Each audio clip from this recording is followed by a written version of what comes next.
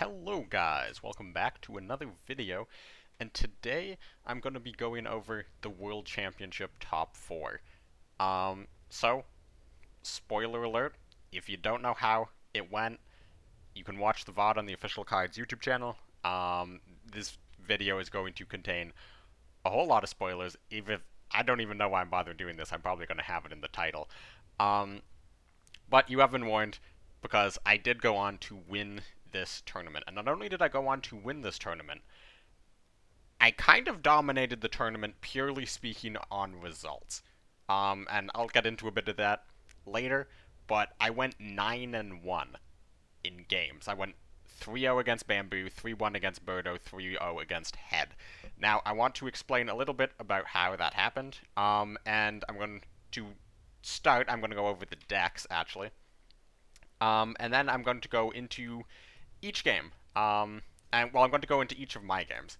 And normally this would take a really long time, but all of the games were really quick. There was not a whole lot of them. If you want to see me go into every single game in a ton of detail, let me know.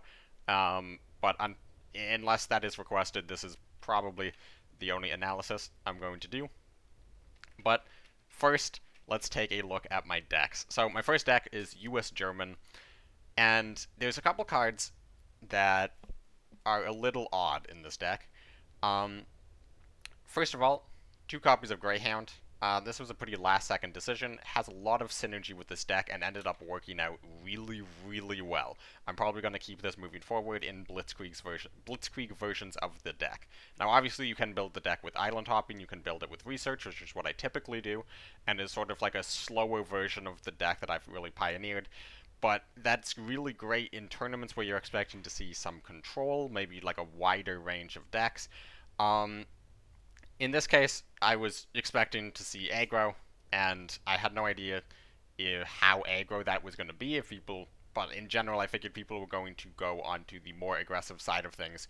So I wanted to join them there and just try to outplay people with similar decks, rather than kind of go out on a limb and pick a control strategy or an anti-control strategy. So, 2 dive bomb in, pretty standard cards here.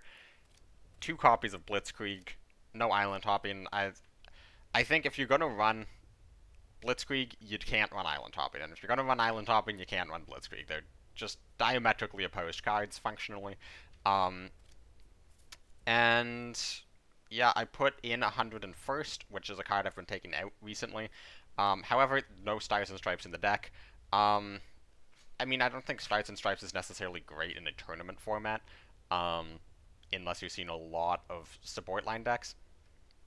And 101st is just really good in a format where you're expecting to see a lot of US German midrange. It's decent against Jagro. So this deck, nothing too special. Feigned Retreat, just very, very standard Feigned Retreat. I expected to see some air decks, which is why I put in Shinhodos. Soviet self-damage deck. I experimented with a lot of different types of self-damage decks throughout the month of November, and this is the one I ended up landing on, which I really like, which I put back in the Great Patriotic War. I've put back in the KV, and then I took out the counter-offensive and the Shinhodo in favor of Ura. So basically, it's almost a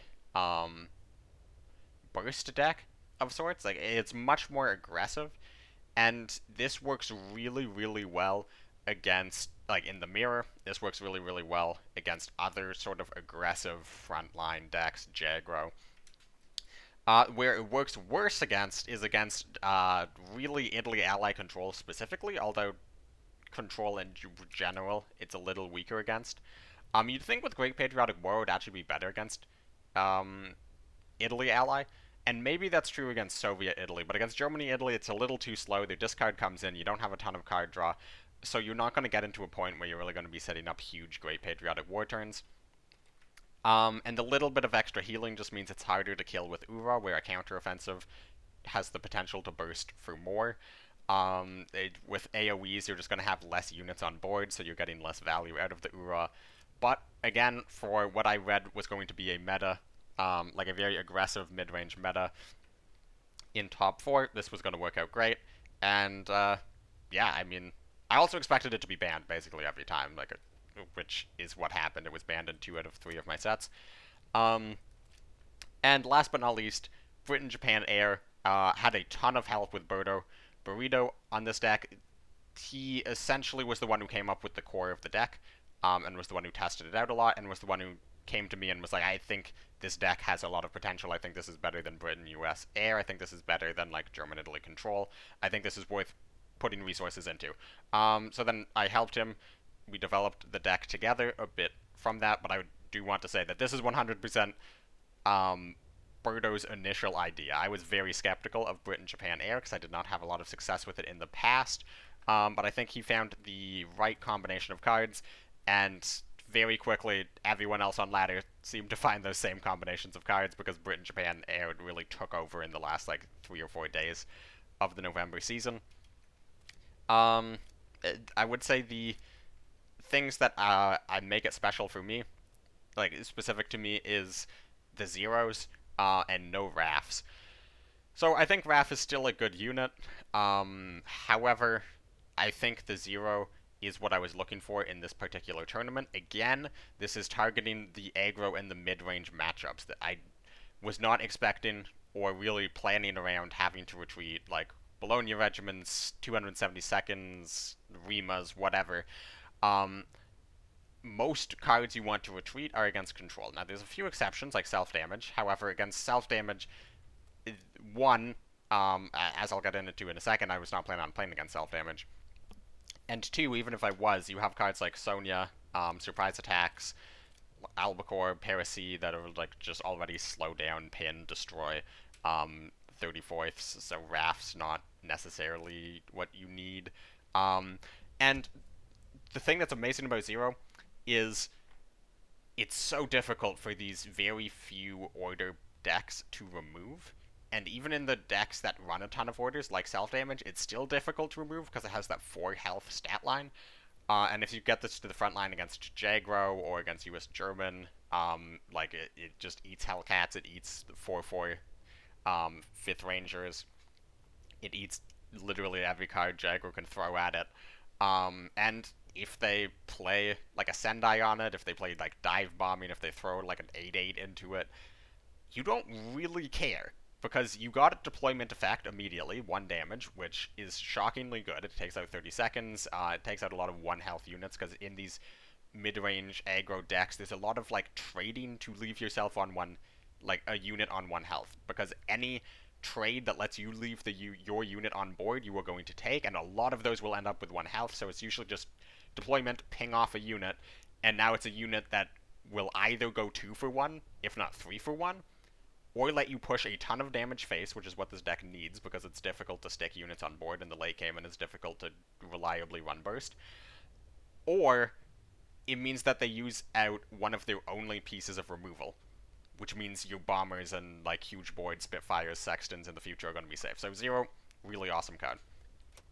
And my entire ban strategy going into this was just ban self-damage every single time. Because self-damage, it's good against air, it's great against US German, and it flat out destroys Jagro. And another thing that I'm running my self-damage, which I expected to see more of, was Petliakov, which if you're running Petliakov and self-damage, you just shut down US German so hard.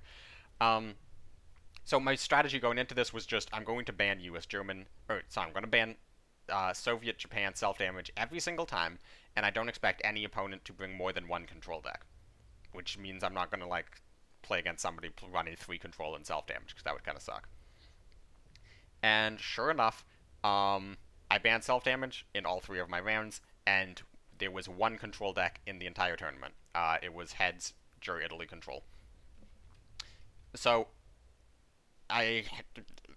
going into the tournament, I think I got a very good read on what the meta was going to be. I think I brought really good decks based around that. And like I would not have done things differently with the decks. And you might think that sounds funny because I won, but I probably would have brought German Italy instead of US German in the 2021 World Championship. Looking back on it, I don't think I had like the greatest read on what people ended up bringing. However, with this tournament, I just think I hit the nail on the head with my predictions. Bordeaux and I brought very, very similar decks. Um, the key differences was he kept on with the counter offensives rather than the Uras and self damage. Um, in the air deck, he has one extra convoy, one less zero, and in the U.S. German deck, he does run island hopping and research and medical battalion, whereas I run the Greyhounds, and he has one Flam Panzer. So I think Birdo essentially tried to target aggro in mid range by going slightly slower, and just getting more value than them, whereas I tried to target aggro in mid range by going for more tempo and just trusted my ability to outplay my opponents. Um, and I mean, I can't necessarily say Birdo's strategy was worse. Like, I don't think. Um, it's really hard to tell. Like, with the air deck, especially, maybe 4 convoys was better than 2 zeros. It's in the small sample size of decks, or small sample size of games that we get to see, it's very hard to tell. However, I'm pretty confident in my choices. Now, let's get on to the games. Um, so this is the bracket: Head versus Birdo, Bamboo versus myself. Initially, let me skip ahead. Here we go to the bands. So Bamboo had Britain, France mobilize. He had Jagro.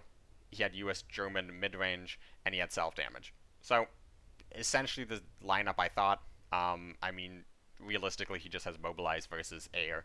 Otherwise, our decks are the same based on archetypes. So of course, I banned his self damage. He banned my self damage, which I think was a very good choice by him. And we got straight into it. So another thing that I think I did really well in this whole tournament was just which decks I brought first. And it ended up not mattering a ton. However, I do think this is an important skill. I've spoken about this in the past.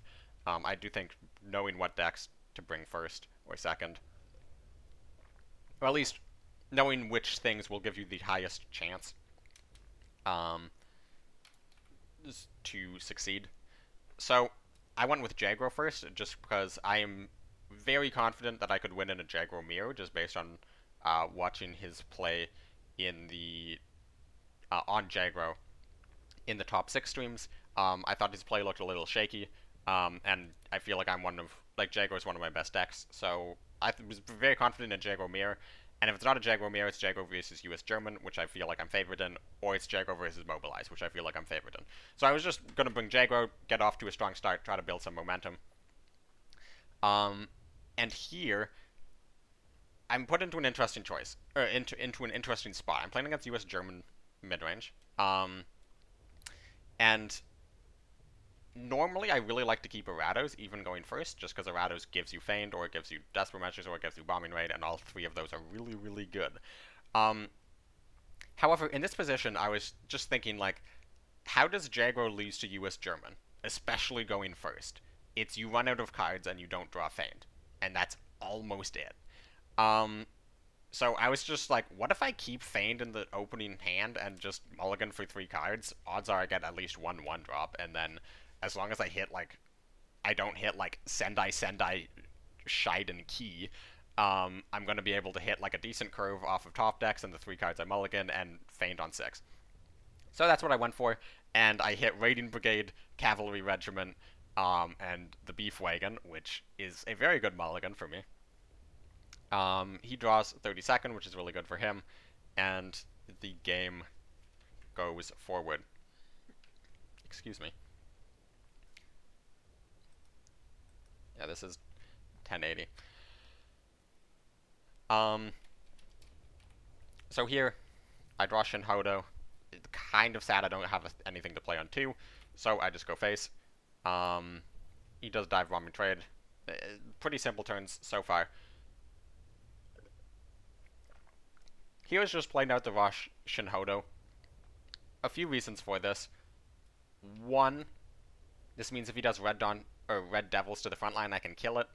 Um, with Shinhodo the turn I play it, or on the next turn, I mean.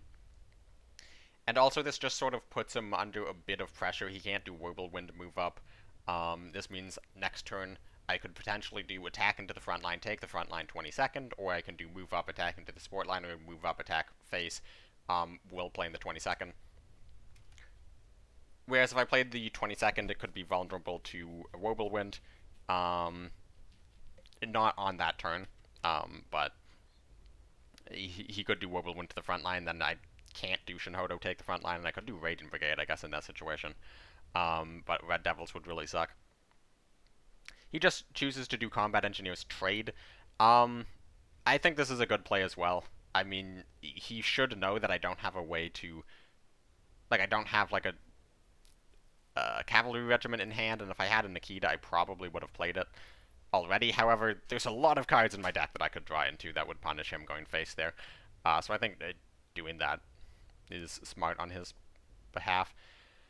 Here, just as 5th Rangers kill Radiant Brigade. Again, I think this is fine, just trying to limit as much damage as you can. You now have a 0 op unit in the front line. Or you now have a 0 op unit on the board, is what I mean to say, which means you can either kill another unit or take the front line next turn for free.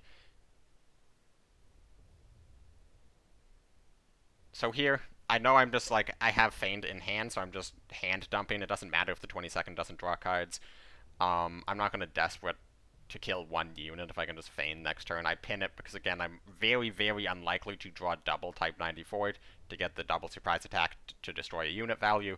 And if I can keep this out of the front line, it means I limit a potential Sherman. I just make it more awkward for him.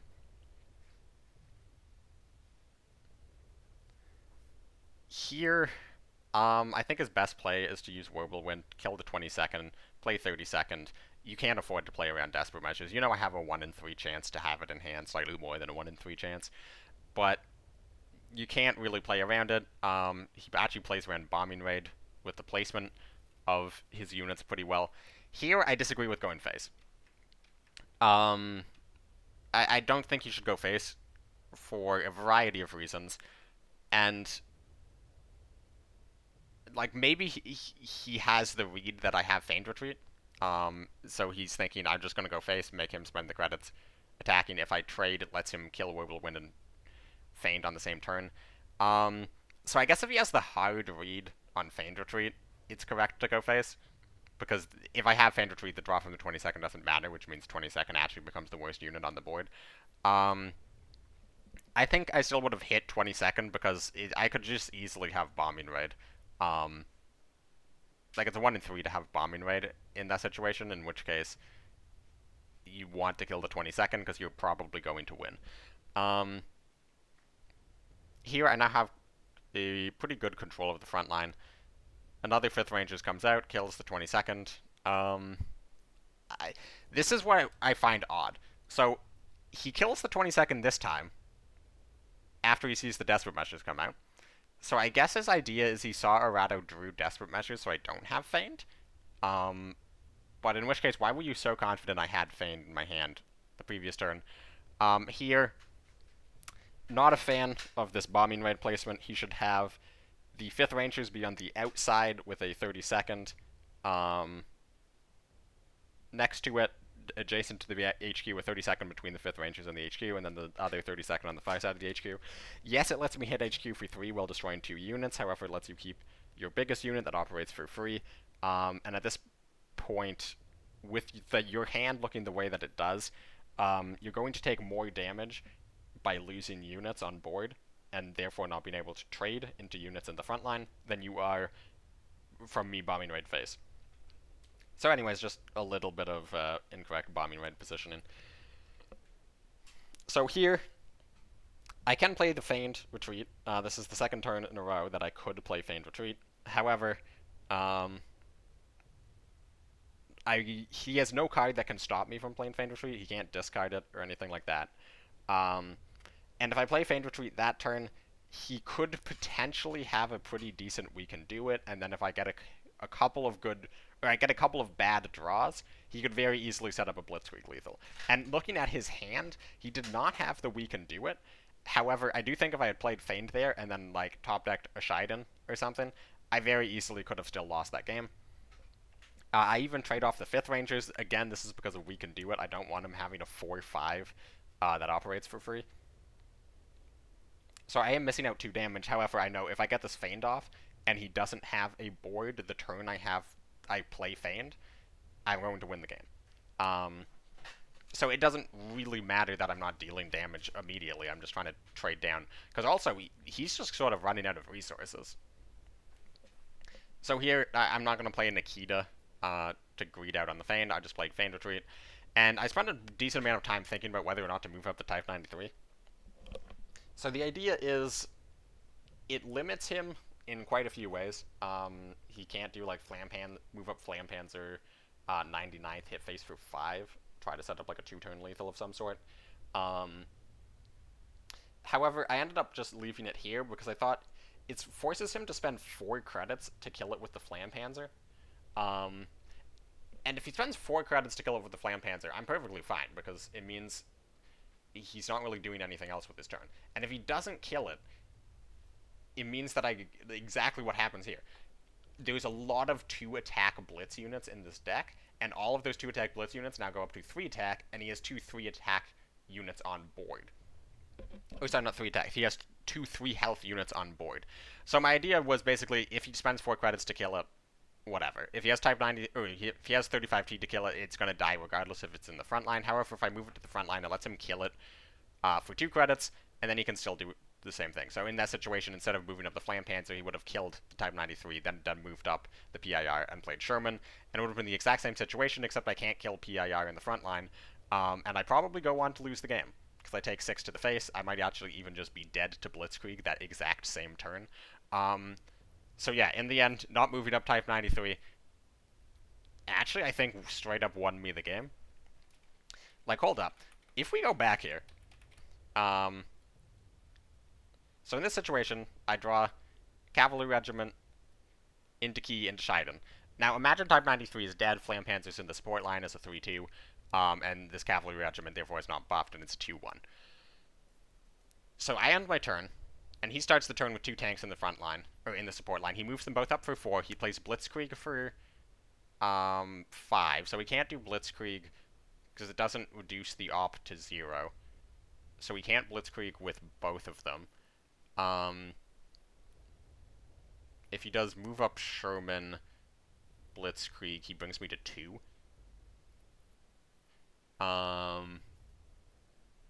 2, 4, 5. Yeah. Yeah, he's straight up 2 off lethal with Blitzkrieg if I moved up the Type 93. And he has Strap Bombing in hand. Now, obviously, it's possible that I could potentially finish him with, like, a key, and a couple other good draws, but not moving up that Type 93 actually just straight up won me this game. That's actually insane. To think that this game was actually so close after that point. And this is a big part of why I ran Blitzkrieg in the end, is I just really like having Blitzkrieg specifically against a Jaguar, because it lets you end the game fast, where research and island hopping does not to the same extent. But unfortunately for Bamboo, I did keep the Type 93 back, and the way his hand sort of worked out, it became awkward. And unfortunately for me, I hit Key into Shiden, which is exactly what you don't want to draw. And at this point in the game, Bamboo is not that far from losing. Again, kind of awkward bombing raid positioning by putting the Red Devils on the outside. So here, series of much better draws. The Signal Regiment means that I'm close to lethal. I'm not quite at lethal.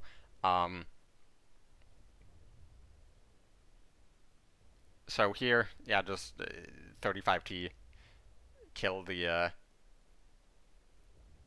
35T, or sorry, kill the Flampanzer. And at this point in the game, I know that I win if I go face, essentially. I win if I go face and he can't kill me on the same turn. So there's quite a few plays I can do here. Like, I could even play it super slow, kill one of the Shermans, pin the other Sherman, and just count on drawing into a whole bunch of one-cost blitzers in the future. However, with Sudden Strike in his hand, that actually potentially could have even lost me the game. So instead, I choose to just drop him to 1 health. There is, as far as I'm aware, no series of tanks plus Blitzkrieg that could theoretically kill me. Um, so I know I'm alive. I know there's a good chance that he has like a dive bomb in or a half track to return key. I know there's a decent chance that he has sudden strike to kill signal. However, even just being at 1 health, if I draw bombing raid, I win. If I can take the front line for a turn, I win. Um, I have Shiden in hand, which is just lethal if he doesn't have second Wirbelwind.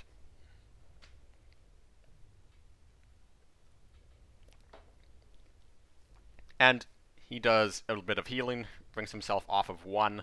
However, this brings him to 4, which means he's still dead to Shiden, and I take game 1. Now, there's definitely some arguments. I definitely got lucky in this tournament, and that's something that I'm going to be talking about at several points throughout this video. However, game 1, I think it's fair to say I did not get particularly lucky. Like, I don't think either of us got particularly lucky or unlucky. That was just sort of a pretty standard US frontline versus Jagro playout. I chose to keep Feigned in the front, in the opening mulligan. Pretty interesting. I got the Cavalry Beef opener, which is really good to get off of 3 random cards. However, the rest of my hand proceeded to kind of go, wah, and he top decked 32nd and had like a pretty good opener into Sherman's. We can do it. The Flam Panzers, the Sun Strikes, all fine. And my draws after Feigned were really awful. So, yeah, I think this is just sort of a normal game. I think he made a couple of mistakes. I don't see myself making any mistakes in this game. So, all around, pretty good game. In my post-game interview after winning the event, I said that I considered this to be my perfect tournament because at the time I did not consider myself making any misplays. Now, I have not gone through and rewatched all of the games with like paying 100% attention to analyzing my plays yet. This is sort of the point of this post-mortem analysis video. Is I'm kind of curious. Did I play the perfect tournament? I said at the time that I was fully aware that maybe I did make mistakes and I'm just not realizing it and I'm looking like a fool. So we're gonna see. Am I a fool or did I play the perfect tournament? I think the reality is I probably made like 1 or 2 contentious plays that could easily have been argued to a different line is better. But I am curious if I made any just like straight up misplays. And if I miss anything, please let me know. But that was game 1. So I'm left with US German midrange and Air. He's left with US German midrange, Mobilize, and Jagro. So I decided to bring Air next, because based on his previous games, I saw that Bamboo liked to switch around decks if he lost. So I basically thought Air into US midrange is like US midrange is the worst matchup for Air. So if he's more likely to switch on a loss, I'm gonna bring Air next. Unfortunately, he did not switch. So he sort of got the better matchup. Now, quickly going over the mulligan, Empire Strikes with this Britain-Japan deck in particular. Empire Strikes is the lifeblood of this deck. It is like the single most important card in the entire deck. So I keep 2 Gladiators, Air Sup, Empire Strikes, get back another Swordfish, and draw Monty. So this is safe to say that this is a really good hand. However, I think this hand is deceivingly close to average. I think a lot of people look at this hand and are like, this is insane, you have so many 1-drops. If you look at the deck actually has 11 1-cost units plus 8 1-cost orders, if I'm remembering that correctly off the top of my head. So, yeah, the deck is about half 1-drops. So, yes, this is a lucky opening. Like, this is certainly an above average opening. However, until you have played the deck, you're going to see a lot of openings that look like they are way luckier than they actually are in reality, just because this deck is intended to start powerfully, because it is so weak later in the game. Now, what Bamboo has been doing so far is perfectly fine, and if you have 30 seconds, even if your opponent has Swordfish, it's correct to just play them out.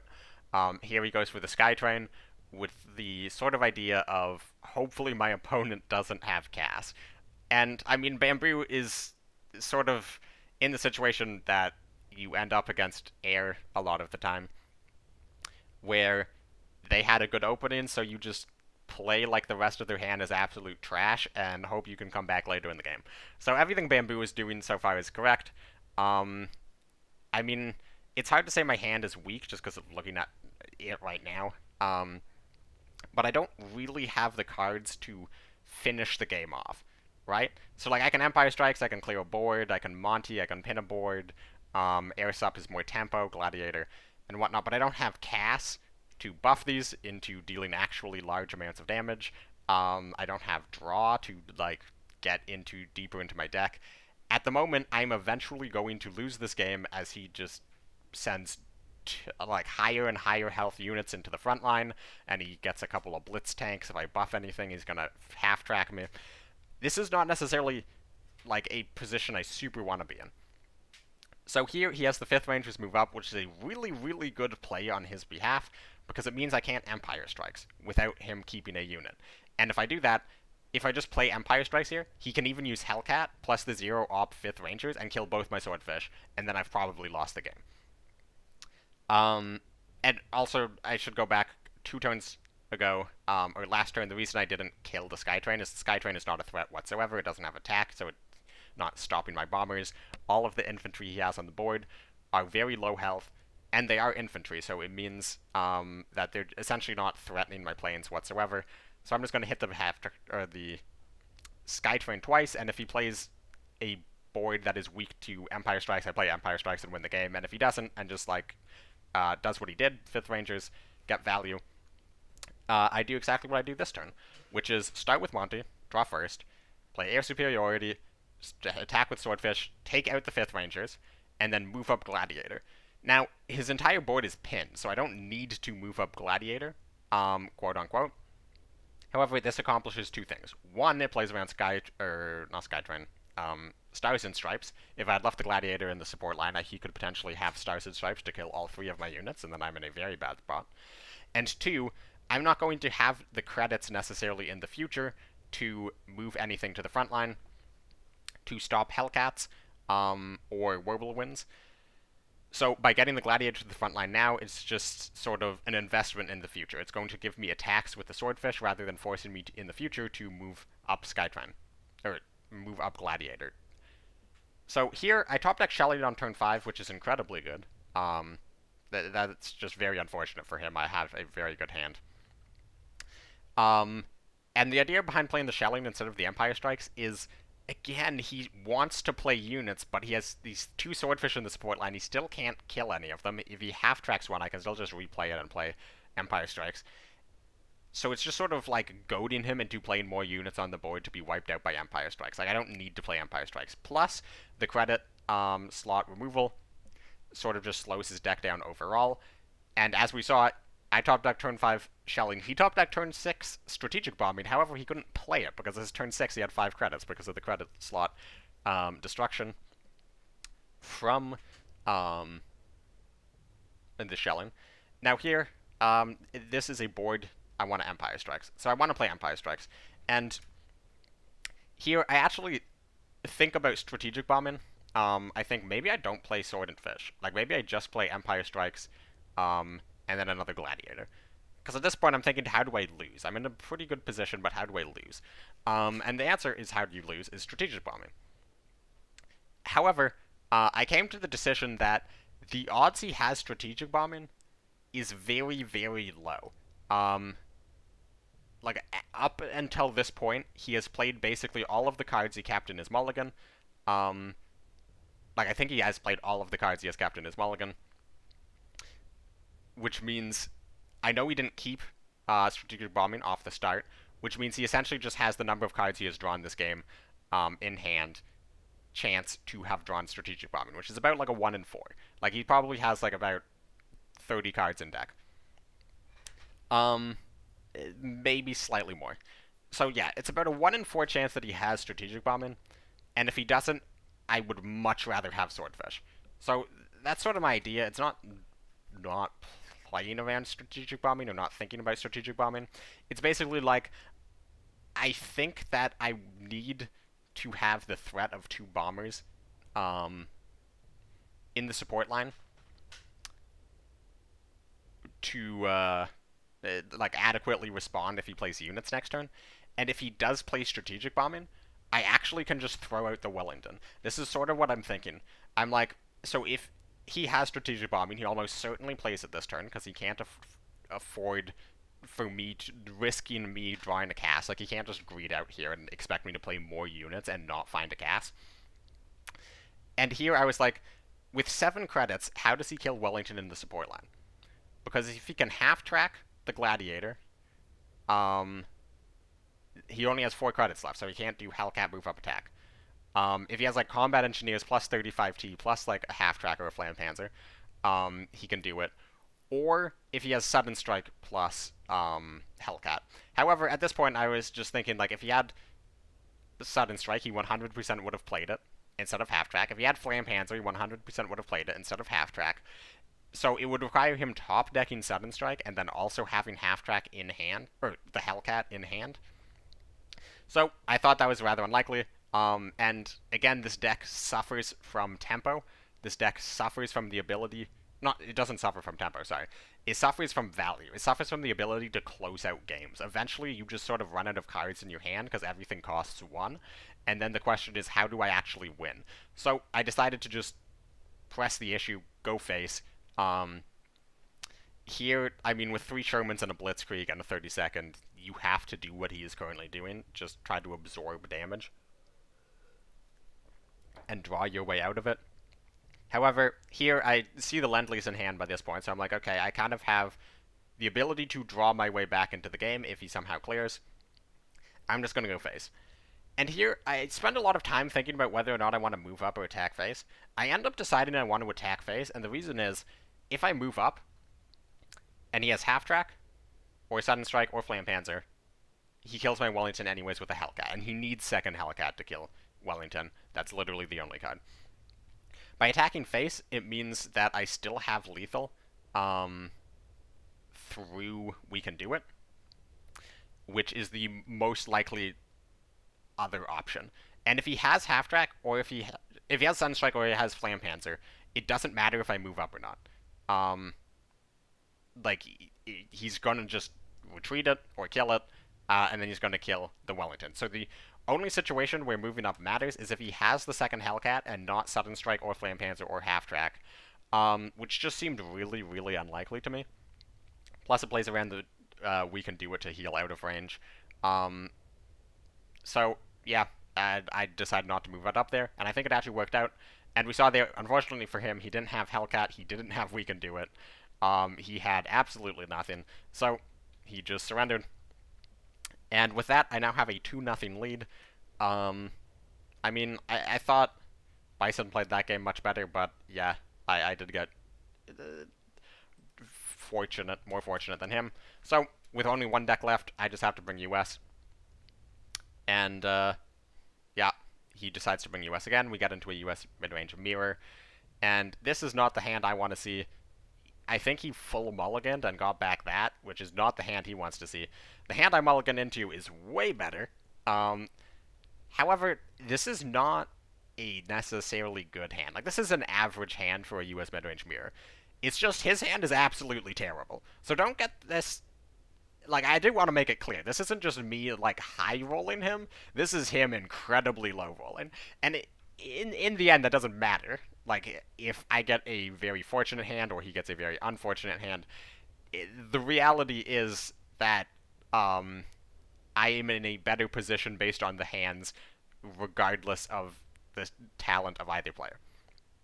And here I actually choose to pressure with the 35T, which is normally not the correct play. It's very, very rarely the correct play to play 35T on turn 2 in US midrange. However, my idea by doing this is um, it's protecting from red devils, because I the worst thing that can happen to you in the US midrange mirror is if you go first, you don't take the front line on turn 2, and then they do red devil splits into the front line.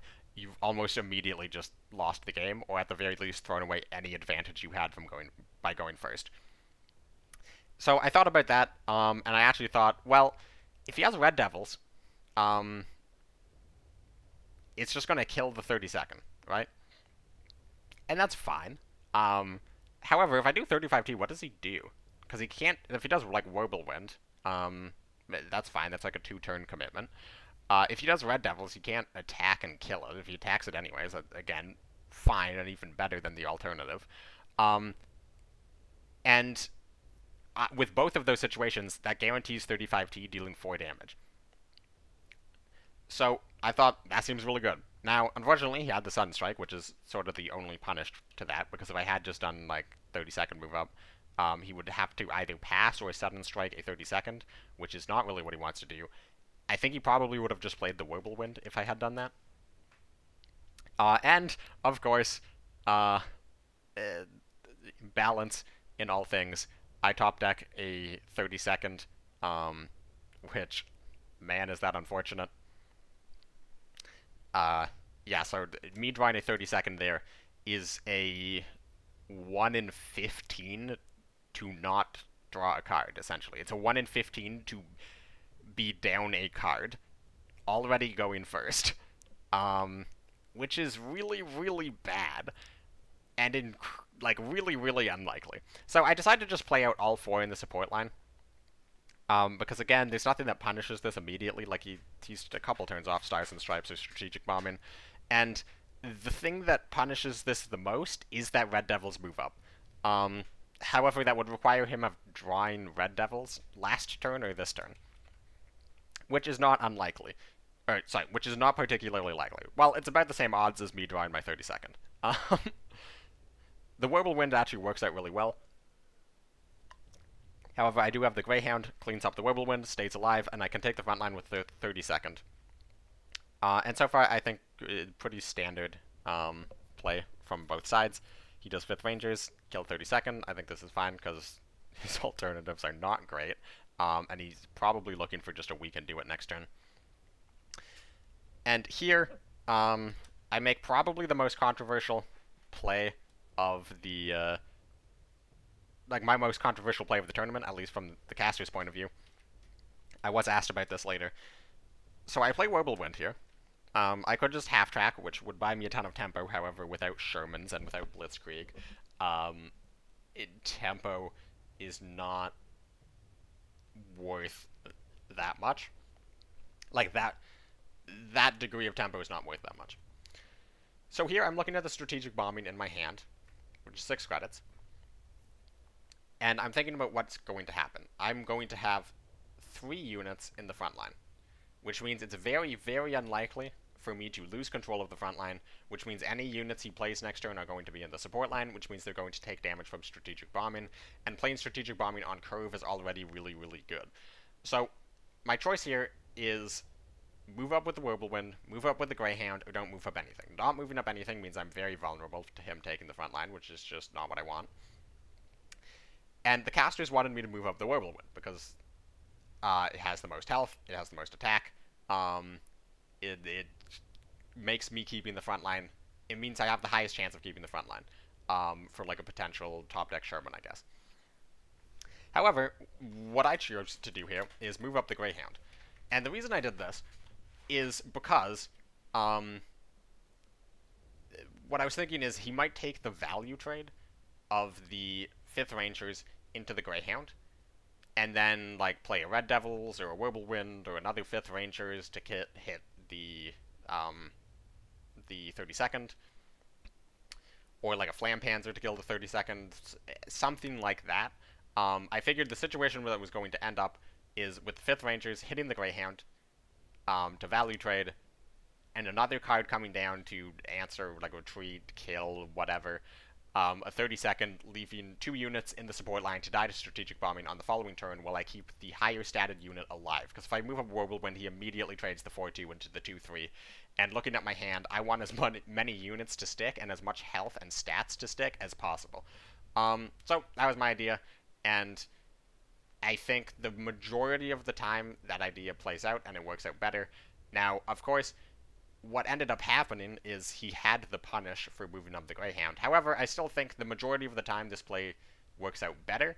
And based on my hand and the situation of the game, I still think that this play is correct over moving up Whirlwind, even if I did get punished for it. So, what is that punish? Well, it's the top deck Flampanzer plus 35T, which lets him theoretically take the front line by doing 35T to kill Greyhound, Flampanzer to kill 1 32nd, sack the 5th Rangers into the other 32nd, and then he can move up the 2-1 35T into the front line. And I guess the idea behind this is it stops Sherman in a variety of ways. And his idea is I can come back and win this game if I stop Sherman because my hand is really high value. Now,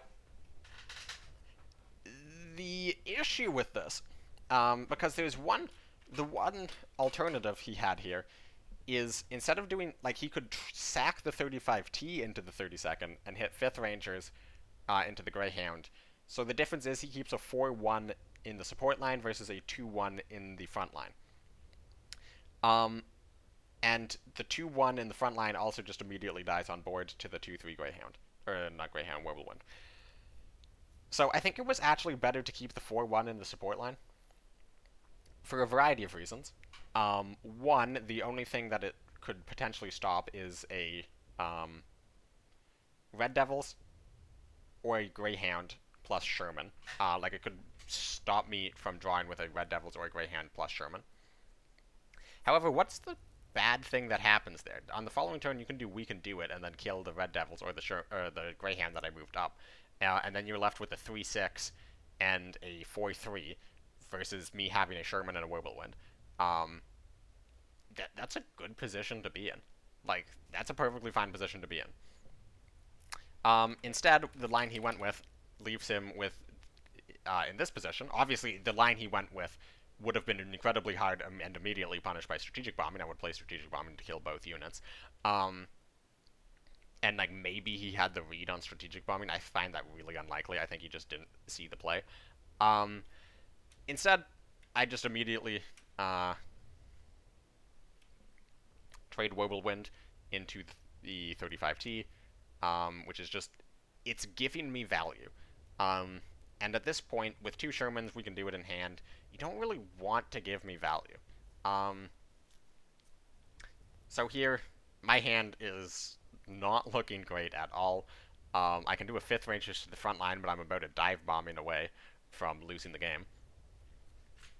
I also move up Whirlwind because, again, looking at this strategic bombing in my hand, that's a card that I want to be playing as quickly as possible. So if he does the value trade of the Flampanzer into the Whirlwind, instead of doing a potential, like, dive bombing trade into the 5th Rangers, 1, it allows me the possibility of drawing a Sherman, and 2, it gives me strategic bombing value.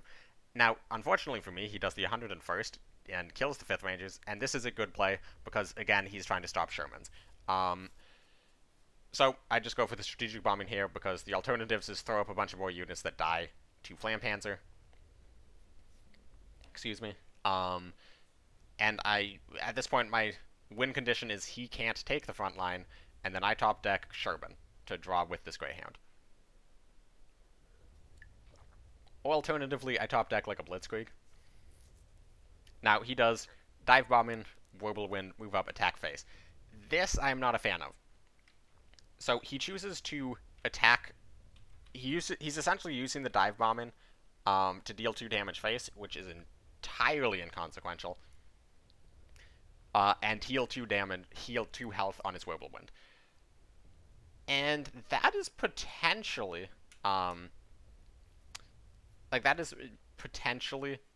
worth the dive bombing, since I'm not running cards like California in my deck, for example. And you've seen 2 5th Rangers by this point. You've seen at least 1 5th Rangers by this point. However, I think you want to play a Sherman here. Um, it's essentially the largest unit. It trades down with anything. Um, by doing the play you are doing, it's incredibly weak to a 5th Rangers, um, and it's not necessarily taking the front line with like it's not a US unit. It just seems very weak to me. This play seems very, very odd. I see some of the pluses, but it's not particularly credit efficient, and you're still stuck with these huge units in your hand, which you can only play one per turn. Now I have a pretty good punish here. It's not quite a 5th Rangers, but with Greyhound Wirbelwind, they both kill it. Since they both have 3 health, they both survive, and then they both get buffed by the combat engineers moving up, and he top decks strategic bombing, which is very, very unfortunate. And here, if he had played the Sherman last turn instead of like if he had even left the Wirbelwind in the front line, which is also an entirely valid play, just play your Wirbelwind and a Sherman and pass. Um, he would have been in a much better position than he currently is. And here, I don't think you can strategic bomb in. I mean, the problem is you're not dealing with the front line. I think you need to do we can do it and hope you draw 1-drops, like a Red Devils kill one of them, or like a 30-second, because I think he still has 30 seconds in his deck. Or you just do Sherman, which I think is a little riskier. I think you need to. I think you're probably at the point in the game where you need to do we can do it and hope you draw into something that answers this board, because you have a lot of cards. You have 2 Red Devils and 4 30-seconds. Instead, he does the strategic bombing to take out combat engineers. At this point, you have to be asking, like, how many blitz cards do I even have left in my deck to get value immediately off the combat engineers? I have the Greyhound at the front line, so you're not stopping Sherman. And here he draws another we can do it, which is very unfortunate. It also would have meant that that's the card he would have drawn if he had played we can do it last turn instead of the strategic bombing. So I guess that kind of works out for him. And here I have 9 damage into the front line, and top deck 35T is 11, and that is game. Now, obviously, top decking lethal is always lucky, but I just as easily could have drawn a Sherman, or like a we can do it, and then I've just won the game. So, yeah, 3-0 against Bamboo.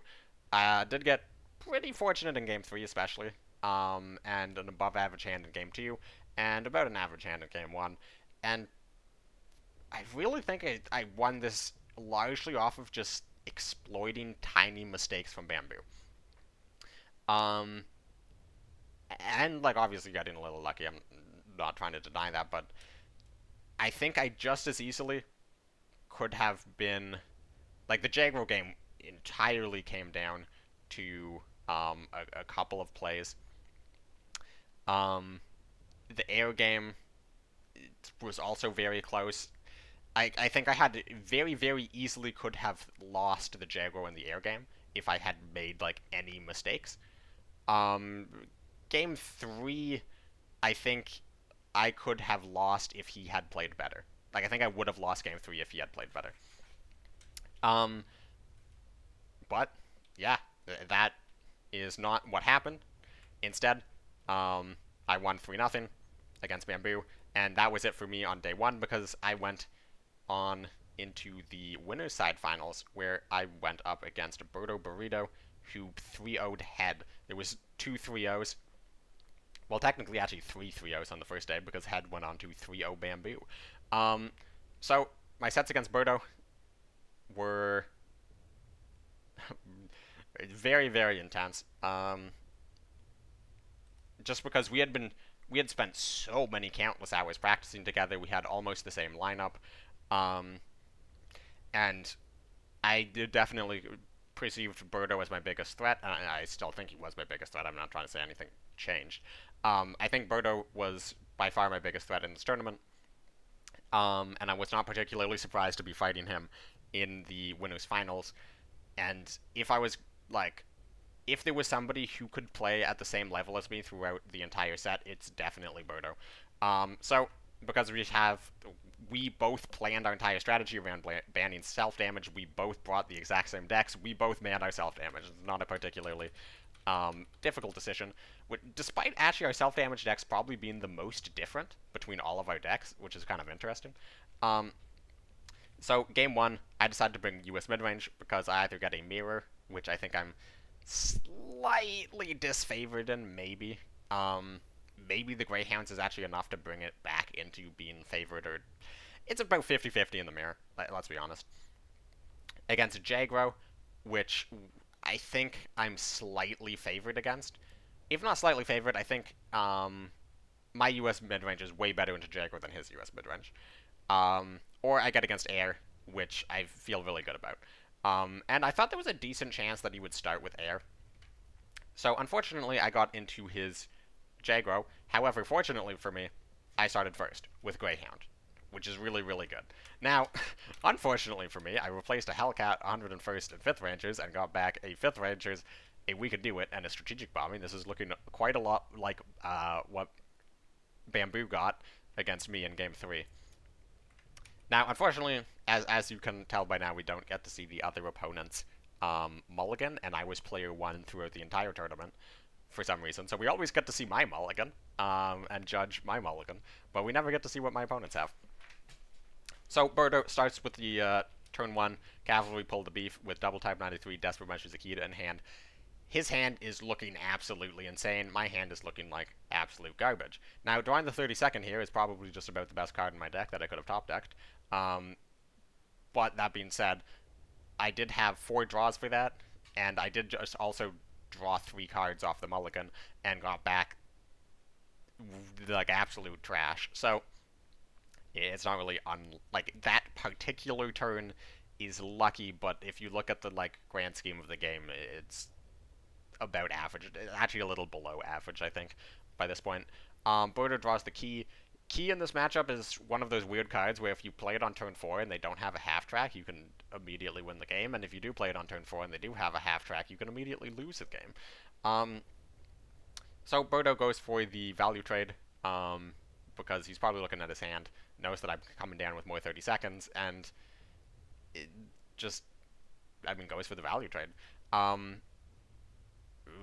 Absolutely correct from him. I'm playing both the 30 seconds on the same side of the HQ because I don't want bombing raid in the middle to kill both of them, and I'm playing them both on the left, just because with Skytrain spawning things, like summoning things on the right, I don't want him to be able to kill, again, 3 units. Like, if I don't want it to be Skytrain 30 second unit generated by Skytrain, because that could very easily let him kill 3 units at once. So here, this is by far my unluckiest game of the tournament. So he does a key to move up. Fair play by him. And I do 30-second trade. He gets the 50-50 to kill my 32nd, which sucks. My play was going to be Skytrain regardless. It just means I'm down a unit. And then I get literally the worst unit off of Skytrain. It's like a 1 in... Normally the worst unit is Jasko. However, in this matchup, a Jasko would be the best unit. So this was literally like a 1 in 9, 1 in 11, something like that. I don't know how many 1-drops there are. 1 in 8. To get absolutely the worst unit by a significant margin. And here, he's put into an awkward situation, because again, he can play key, but if it gets half-tracked, you're so far behind, because I'm generating the units from the Skytrain, I am taking the front line, etc., etc., etc. So this game, despite already everything that's gone wrong for me, I'm still in a position where with a half track I could be in a perfectly fine spot. It's still not necessarily winning because, again, he does have the Desperate Measures to make a pretty good comeback. But unfortunately, I do not have the half track. I also do not have dive bombing. And this 30-second generated off of Skytrain is absolute trash. So I do Whirlwind, move up, take out the Type 93. And this is actually where I think potentially my only misplay of the tournament, just going off of briefly rewatching all of the games. On this turn, I think I probably should have just moved up 5th Rangers and the 32nd rather than do Whirlwind, kill Type 93. Because the difference between taking 6 damage and 7 damage from the key is not huge. Like, this game is probably not going to come down to 1 damage. The worry is with keeping the Type 93 is that he has second Type 93 and then like a cavalry regiment or something, and then suddenly he has a 4 attack blitzer that can kill the 5th Rangers. Um, and the idea is just Whirlwind, take out the Type 93, get a bit of value off, and then set up for a Blitzkrieg. Like, I just need one unit to survive in the front line to play a Blitzkrieg. However, if I do 5th Rangers and move up, then I'm in the exact same position where if a unit survives in the front line, I can do um, Blitzkrieg and kill it. However, with the added bonus of if the front line is empty at the start of the turn, I can do Whirlwind, move up, Blitzkrieg attack. So, with that being said, it is possible it is better to just do 5th Rangers move up. However, I also know that I can't kill the key, which means I'm drawing 2 additional cards plus the card I normally draw. So I'm getting 3 additional cards into my hand from what is currently in my hand.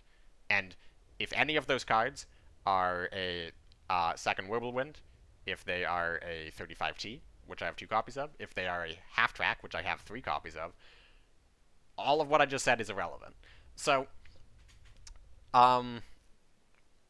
that is the reason I went with the Whirlwind. I do think that if I was in this situation again, I probably would play 5th Rangers. I am more convinced by the 5th Rangers line. But it's hard to tell how much of that is, like, influenced by the fact that I know he has Desperate Measures in hand. I don't think it's unreasonable for me to put myself into a situation where I lose if he has Desperate Measures at this point in the game. So, yeah, let me know. Do you think this is a misplay? This is like the one situation where it's like maybe this is a misplay. Again, it's really hard to tell. But I move up Whirlwind, take out Type 93. And this is a very easy Desperate Measures for him. He even top decks the second Beef Wagon to pull it out with the Bicycle Regiment. And of course hits face for 6. And if you look at the cards I get, it is 5th Rangers, Red Devils. No half tracks, no dive bombings. Absolutely garbage. And if I had done it the other way, if I'd moved up the 5th Rangers, the Type 93 would have still been on the board, so I would have taken 1 additional damage from the Skytrain. I would be at 11. And the Bicycle Regiment could be played and killed into the attacked into the 5th Rangers. However, he would not get the Beef Wagon, which means the front line would be empty, which means I could do the Whirlwind move up, Blitzkrieg, clear. Which means I'd be left at 11 health. He has a Type 93. I still have the Skytrain. And, yeah, like, how the game played out, it would have been better if I had played 5th Rangers. But again, that is still heavily based around me not having a better response to key rather than doing a 2-card 6-credit combo to kill it. And that also required him to have Desperate Measures. So, yeah, I don't know. Again, very curious to hear what people think about this. So at this point in the game, it's very difficult for Birdo to lose. He saw that I still don't have half track. He now has a Signal Regiment, and I'm not running Sudden Strikes or Flame Panzers, which means that literally the only way I can kill this Signal Regiment is Strategic Bombing plus Dive Bombing, or Strategic Bombing plus 101st. This is the only way in my entire deck I can kill Signal Regiment, and I only run 6 healing in my entire deck. So here, this is a really fun position in the game. And this is sort of like a brain teaser of like how do you best stay alive. And like also give yourself the best chances to win. So the dive bombing has to come out. That much is very, very clear. And I want to try to set up lethal. Like I want to try to set up lethal with the Blitzkrieg in my hand. However, I also don't want to just immediately die to the Signal Regiment plus cards. Because I'm going down to 3 health when I kill the Type 93. So, I do We Can Do It. I mean, I suppose slight mistake. Should have played We Can Do It first. However, there's literally not a single card in my entire deck that I would play instead of that dive bombing. And the point of the point of the expression draw first is to see what additional resources you have to work with on that turn. However, I know my entire deck list, and there's not a single card I could draw into that I would play over dive bombing. So here, my idea is basically just like draw into Blitz tanks and play Blitzkrieg to win uh, before he kills me. And his idea here at this point is just like play out the cards in my hand to win. Um, Actually, the thing Bodo does here is really, really good. Um, he does spend some time to think about it. Completely fair for him. So I will just speed this up a little bit to show you. He does Type 93, the double Type 93, 35T attack, and then key, and attack key face. So what I absolutely love about this is he's trying to be as damage efficient as possible, like get as much damage out of his hand this turn as possible, because he knows I have a very, very limited amount of healing. I have played one of my 2 healing cards in the deck, which means the most health I can possibly have in this game is 6. And at this point, he's probably thinking the only way he could potentially lose this is if Skytrain gives me Jasko, which just negates the signal regiment damage, and then I can build a big enough front line that I eventually win. So he plays out the Type 93s because they don't have Blitz, which means he plays them out this turn so that they can get signal damage next turn. He plays out the 35T first to get signal damage immediately, even though he's just throwing it into the unit that's going to die anyways. And also, the Type 93s buff the key above, like, past 0 attack, which means he can deal damage with it after all, despite the dive bombing. So this was just, like, a very excellent turn by Bodo, where he very easily could have just, like, played a Rado, and, like, Shinhodo pass or something. So, very excellent turn by Bodo. And then, this is probably my favorite play of the tournament. My favorite play of the tournament, like, the favorite play of mine of the tournament. Trying to express that accurately. This play is just a ton of fun. So the question is, how do I survive here? Because I have to kill Key. I cannot kill Sendai, or Signal Regiment. Which means I'm dead if these Type 93s can be traded. So, what I end up doing, and this is like actually just straight up the best play, is move up Skytrain, attack into Key, which means I'm left with a 0-5 and a 1-1 unit, which means he cannot double trade the Type 93s unless the buff from the 1-1 lands on the Skytrain. And what else this builds up is I now have 2 tanks in the support line.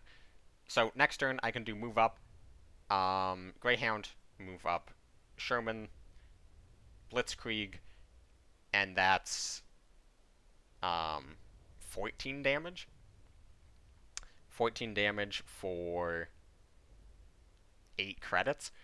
So I'm like pretty close. If I throw in the combat engineers, that's 15. It's not quite setting up lethal. However, it's putting me in a very good situation. Now, of course, none of this matters because he just top decks Feign Retreat, which means a Rado is a guaranteed bombing raid, and that kills me.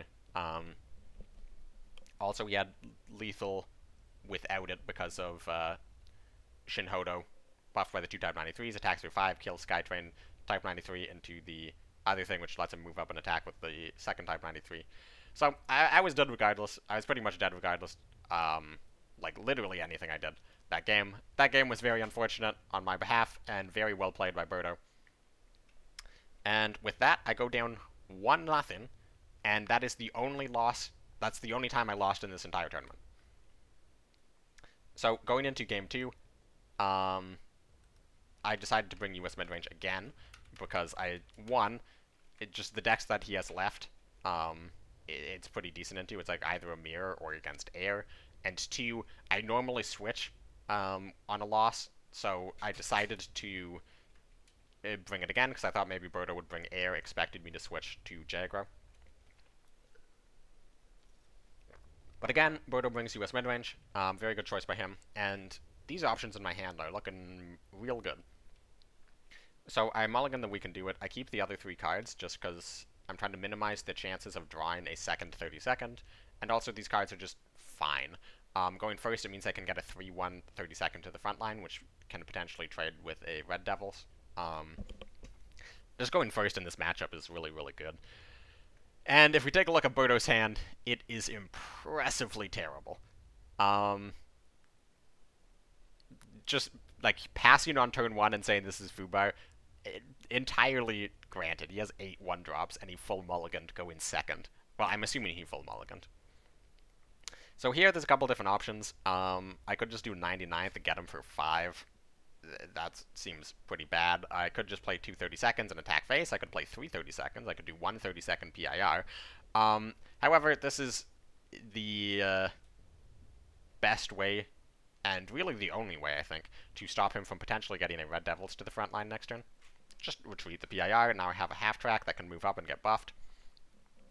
And if he passes on 1, and his best play is PIR on 2, I figured that this is a fine enough situation to half-track. Like, what's he going to do? 35T attack into it?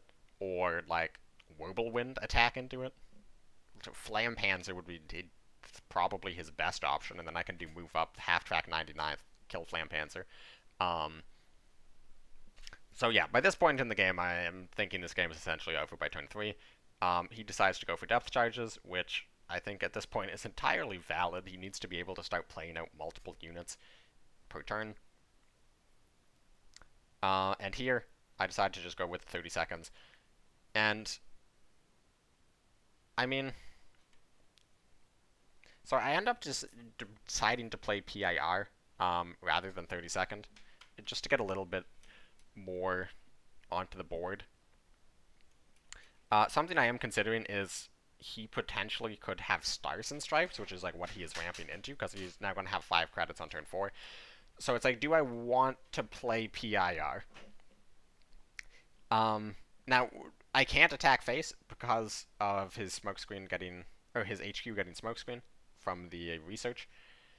But even if I could, you don't want to attack face in this situation. This matchup's entirely about developing a board, and if your opponent's passing, you want to just develop as big of a board as possible while playing around their very limited board clears.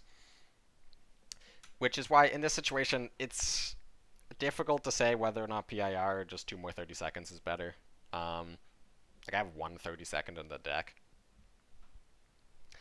I mean, I do the PIR and I buff the one in the front line, so it works out really well, and he doesn't have Stars and Stripes. So, based on outcome, it looks really good. Maybe playing 2 30-seconds is slightly better, though. Birdo's hand is not looking any better than it was before, so he just does Skytrain PIR, sacrifice the Skytrain, just try to buy yourself a little time, force me to spend a couple of credits.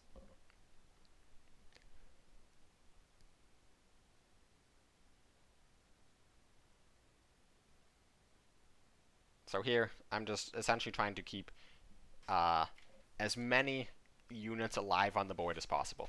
Because, again, there's very limited removal in US-German frontline, and it's entirely in the support line. So, by doing the 99th to buff the half-track to hit the 3-2 with a 5-4, it's not like the greatest trade ever in the world, but just keeping any units alive in the frontline means, like, every single unit alive in the front line is a unit that he's going to have to trade into. So here, Birdo has a few options. He can do Red Devil's Hellcat trade. Like, he can, like, take out 2 units. I think his best option is what he goes for, which is Red Devil's We Can Do It, and just pray I don't have Blitzkrieg. Because if I do have Blitzkrieg here, he is literally just dead. I mean, technically not. Technically, I would bring him to 1. But, I mean, just dive bombing, move up, attack face for 13. Like, I have 5 units in the front line. How is he supposed to survive this? Half-track plus dive bombing is looking decent. I mean, from my perspective, I know I've completely won this game. I have 2 35Ts in hand. But from his perspective, this looks potentially winnable. I mean, yeah, the medical battalion will actually buff PIR up to enough attack to trade into the unit. he could have traded into, like, he could have sacrificed the PIR by trading it into um, the, sorry, I'm blanking on the name, half track, the PIR into the half track instead of into the 32nd, which would have meant I have 6 damage in the front line instead of 8. He's dead either way. Don't get me wrong, he is completely dead either way because of the double 35T. However, that might have been slightly better. Like, I know the point of view, like, from his position is I am dead to basically anything. Like, there's a 99% chance I'm dead next turn, so it doesn't matter. However, if I just had one 35T, it means he goes to 1 health. It means I probably have to trade with Medical Battalion instead of going face. And yeah, I feel like, yeah, I feel like it would probably have been better to have traded into the half track. Because being dead to any 35T or Whirlwind here, or even just 101st, is pretty bad. But, I mean, again, like I said, doesn't matter. I take a 1-1, or I tie it up 1-1. Just very unfortunate hand by Birdo. And that brings us to game 3.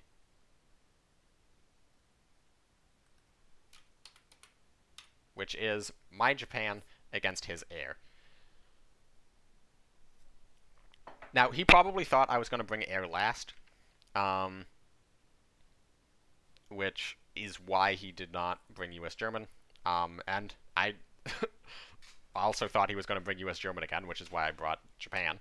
Also because I just felt pretty comfortable Japan against air and Japan against US German. This is a matchup we practiced quite a lot. And it's certainly a matchup that's pretty close to 50-50, and whoever wins, it feels like a complete and utter stomp. However, I feel like I am more confident on Japan, German, Feint Retreat, Jaegro than Birdo is. So I thought, like, if someone is going to be able to win this or be favored with this on Jaegro, it's probably me. So I thought I either have Jaegro into US German, which is I'd like, or Jaegro into air, which I don't absolutely hate.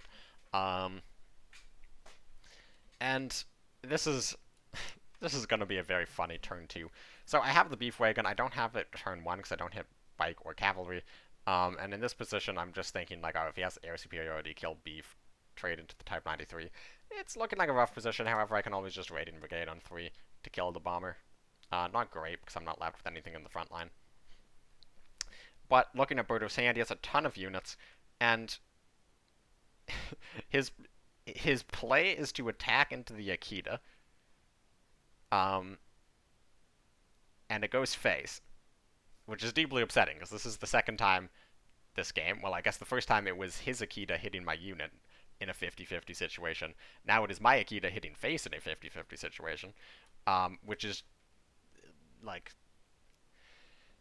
it doesn't necessarily matter a ton, but if it had actually hit it, I would have played Raiding Brigade this turn to just be up a ton of tempo. Just remove both of the units fully. Instead, I'm forced into this super awkward situation. So yeah, that Akita 50-50 was huge for Birdo. And I'm going back because I think it's actually wrong for Birdo to play Swordfish here. Yep, I think 100% he should play Gladiator here. And this might seem crazy. You might think, why would you never... Like, surely it's always right to play Swordfish on 1 if you know your opponent can't kill it the following turn. Especially against a deck like Jaegro. However, knowing you don't have Cass or Air Sup in your hand, you know you can't support this, so you know the Swordfish is going to die on turn 2, or turn 3, like 99% of the time. However, this Gladiator means that I can't do something like a double Type 93 or like pull a Beef plus Type 93 without it taking damage, and if it takes damage, you can Albacore to finish it off, or it trades with it. Just all around, this playing Gladiator is way better than Swordfish, plus Swordfish gets better later in the game by buffing Empire Strikes, or just being able to play it on a turn where you can support it.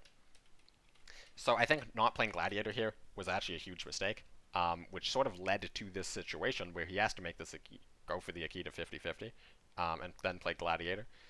And also worth noting that he could have played the Gladiator first, to go for the 1 in 3 chance to kill the Swordfish, like just lower the chance further. That would have been an absolutely awful play, though, because if it hits the Gladiator, I can just full trade the board. Instead, he goes with the Swordfish, Akita goes face, which means I have to attack with the Beef Wagon, which means I can't play the Radiant Brigade on the on the Gladiator, which means I end up floating 2 credits, because I'd rather have the 35T with Blitz for the potential of taking out his bombers in the support line from my hand.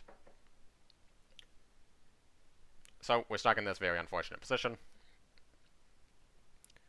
And here, I'm pretty sure he just Albacore's the Beef Wagon, killed the Type 93, or Type 94. It's just the best play. Slight mistake playing the bomber on the left. You do want it on the right, because if I have bombing raid here, or just in the future, I have bombing raid, you want your most valuable units. If you're in a situation where it's like if they bombing raid, it's probably just gonna kill both units either way. So you want both of them on the same side. You always want your most valuable unit on the side furthest from the HQ, just so I don't bombing raid face. Like I could just bombing raid face here. Now if I had bombing raid, I almost certainly would bombing raid the Albacore, so it doesn't really matter. But again, you just always want the most valuable unit on the right, and also you want HMS. HMS plus Cass, you're almost always going to want to buff 3 bombers if you're in that situation. So by having it on the left, you're cutting it off from the other 2 bombers in an HMS situation. So very, very, very tiny thing, which is almost certainly not going to matter. I'm not trying to pinpoint this to be like, look, Birdo made a mistake. This is more just sort of trying to use this as a teaching moment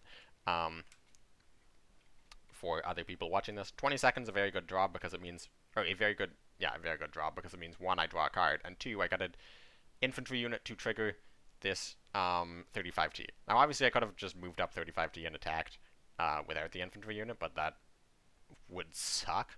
So it's a decent draw. Birdo sacks the Gladiator to the 22nd, and then does Gladiator Parisy.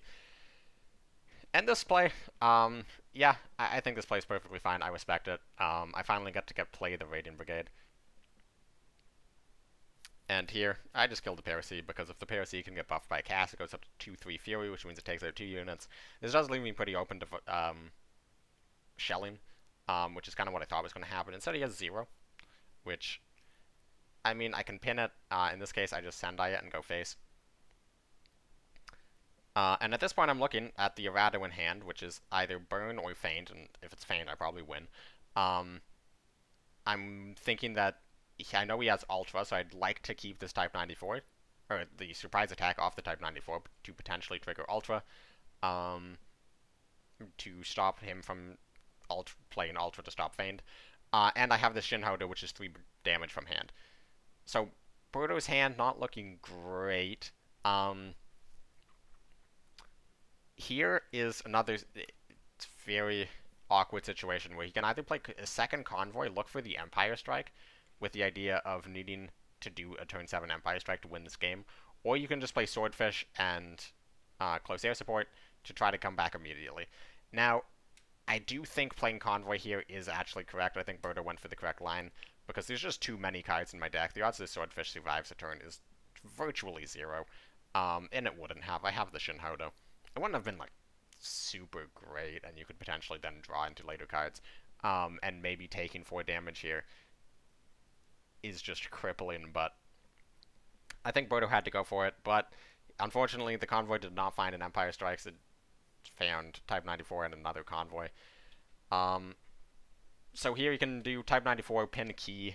Potentially Key will draw you into more cards, but this Britain deck has straight up 0 healing. So all of the damage you take is permanent, and there's just, like, with Shinhodos in the deck, I still have 2 Whirlwinds, 2 35Ts, 3 Shinhodos, Shiden, Desperate Measures, Bombing Raid. There's so much burn and burst in this deck. Like, by this point, Birdos are almost certainly lost this game. And I do think, like, a lot of it stems down from playing the Swordfish instead of the Gladiator on turn 1. I think this game. I'm not saying he would have won the game. If he had done that differently. Um, not saying that at all. However, I do think he would have been in a significantly better position. And in here, in this situation, I just do Shinhodo face because um, I can just do a Rado, uh, which either finds me Feigned, which probably wins me the game, or it finds me Desperate Measures or Winrate, which definitely wins me the game. And I have two Erados, which means if he plays a board clear, like if he does HMS plus Empire Strikes, I just do Errado, guaranteed lethal. Um, unless he has Ultra, but it would be difficult for him to full clear the board and also play around Ultra. Sorry, and also hold up Ultra. And also have the second Type 94, which I can do Type 94. I can do Errado Type 94 surprise attack, Desperate or Bombing Rain. So, yeah, I basically have guaranteed lethal next turn, so it doesn't really matter what he does. Chooses to do Sonya, Empire Strikes, Air Sup, take the front line, full clear the board, set up this situation. I say GG because guaranteed bombing raid. Just like he killed me in game 1, actually. So with that, I take a 2-1 lead, and we go into game 4, which is going to be his US German midrange versus my air. And this was by far my hardest mulligan of the tournament, because man, Shelling and Monty are really good cards against US midrange. Monty is always such a hard card to keep going first, because it's like, yes, it draws, and yes, it's one of the best cards in your deck, but no, you can't play it on turn 1.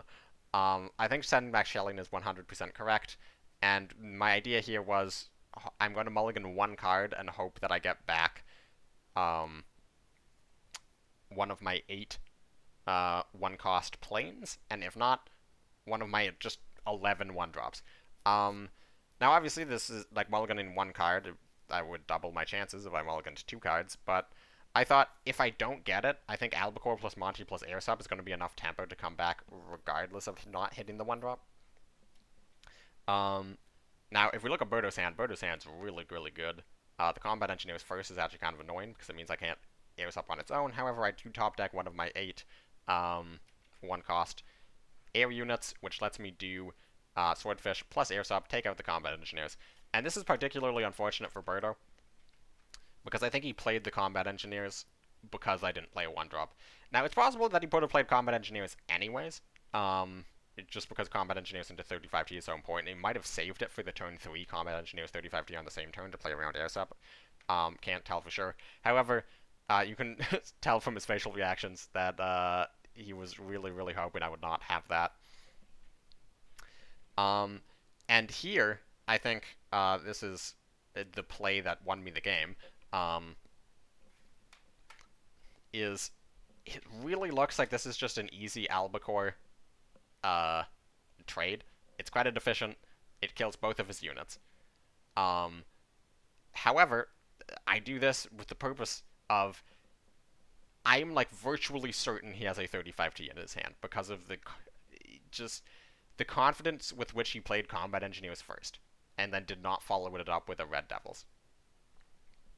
So I'm like 99% certain he has a 35T in hand, which means if I do Albacore, I know he has another 32nd in hand, which means he can just do 32nd, 35T, kill Albacore. I'm not a really huge fan of that position. However, if I do Swordfish and attack, he probably doesn't have another Combat Engineers. He doesn't have enough credits to do 35T plus 99th. And keeping the other 32nd in the support line does not matter at all. It actually increases the chance that I can draw early with Monty. And if he spends a credit moving it up, I'm perfectly fine with that because it's a credit he didn't spend playing another unit, and I just kill it with my bombers anyways. So he goes for the PIR, I go for the second Air Sup, and I'm left in this position where Birdo's insanely good hand is now looking real mediocre. He moves up, Wirblewind, attack one of the bombers.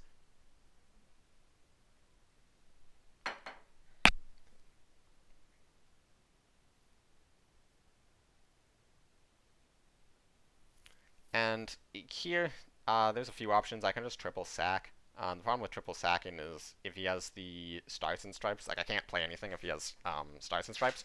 So I decided to just triple sack and pass. I don't want to play Albacore. Because again, if I play Albacore, I just sort of lose to Stars and Stripes. And the Albacore itself gets pinned, and it's not a huge help. And the other thing this accomplishes is it's me passing on 3 credits. Now, it's entirely possible Birdo is just like, okay, well, he passed on 3 credits because he didn't want to play out more units from hand to play around potential stars. However, it plants the seed in his head that he might have Ultra in hand. And that just means he is more likely to play around Ultra in future turns. The more turns you pass with 3 credits up and they don't test for Ultra, the more likely they are to play around Ultra in the future. So it kind of accomplishes that. This allows him to do because I don't have the front line, it allows him to do 32nd, 35T, 99th Infantry to take out one of the bombers. And we're in this position, which is pretty awkward. I can do Albacore Surprise Attack. I can do Albacore Surprise Attack Sonia. By this point, I kind of want to theoretically play around Strategic Bombing. However, looking at this hand, Albacore Sexton, Spitfire, I'm fine if he does Strategic Bombing or Stars and Stripes to kill this. And I figured if he has it, he'll probably play it this turn. The Hellcat draw is really good. He can just do Hellcat, move up, kill Sonia. Actually might be slightly better to kill the Swordfish just to stop Cass draw. But it's not a huge deal. Like, the odds are I do have another British card, or British plane in hand.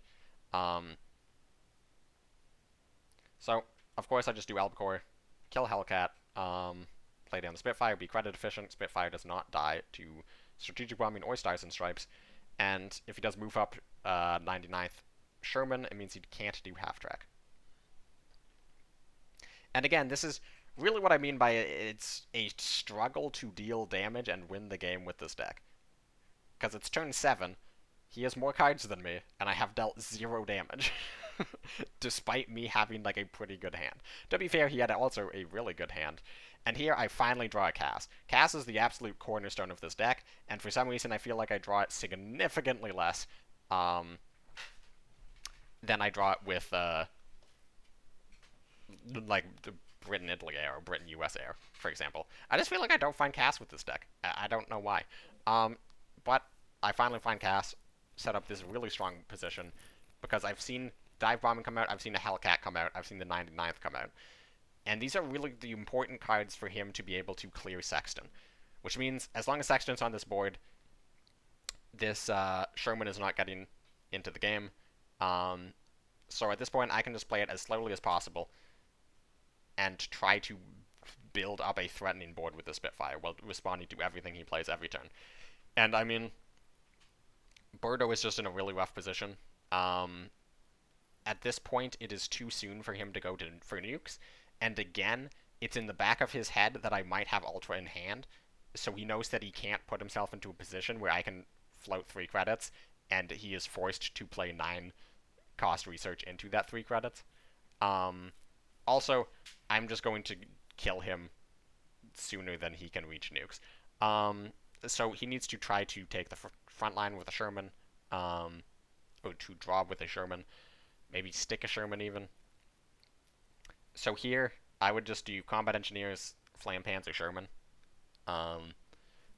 Essentially just try to stick as many units onto the board as possible. The Combat Engineers is sort of key to this situation because it's a smokescreen unit that you can move to the front line on the next turn to draw with your other Sherman. And that's exactly what Birdo does. 100% agree with this.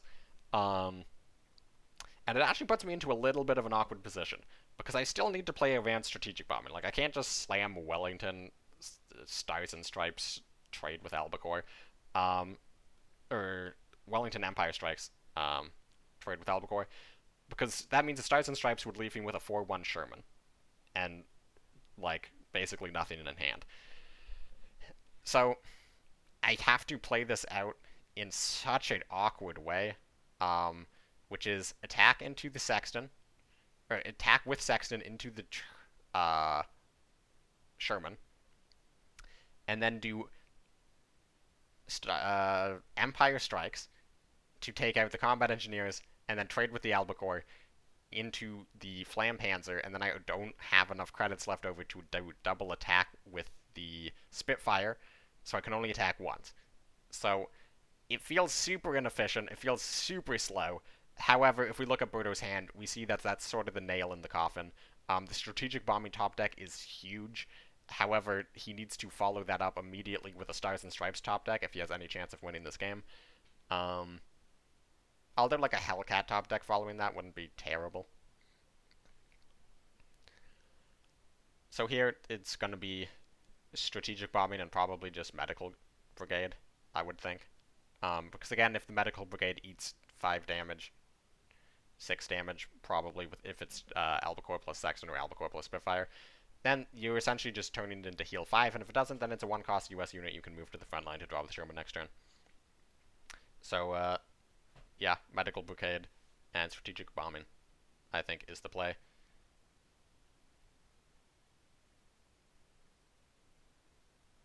He goes with Sherman Pass. I'm not. So he told me later that he did not rope out. Like, he didn't run out of time, and before he could do what he wanted to do, he told me that this is just what he thought was the best play. Um,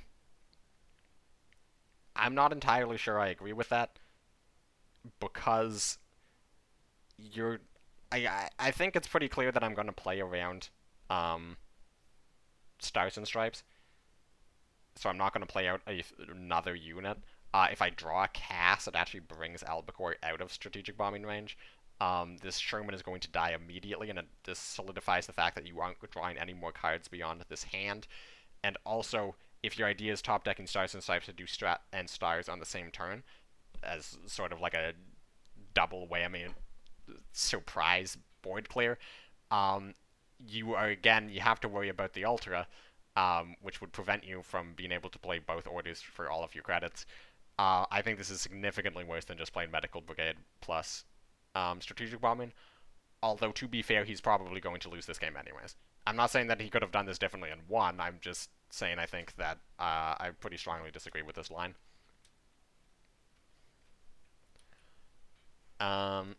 So, of course, I kill the Sherman with the Sexton, and then I just hit face for 10, and then I pass. Because passing here, one, again, playing around strategic or Stars and Stripes, I do not want to play out a 4th unit into this support line. And 2, I'm passing with 4 credits, which means he has to consider Ultra. Here, he does strategic bombing and then goes for depth charges, because actually, he is dead if depth charges gets hit by Ultra, which means he has to play strategic bombing first. This is not a doesn't play around Ultra moment. This is a he is just that far into losing the game moment.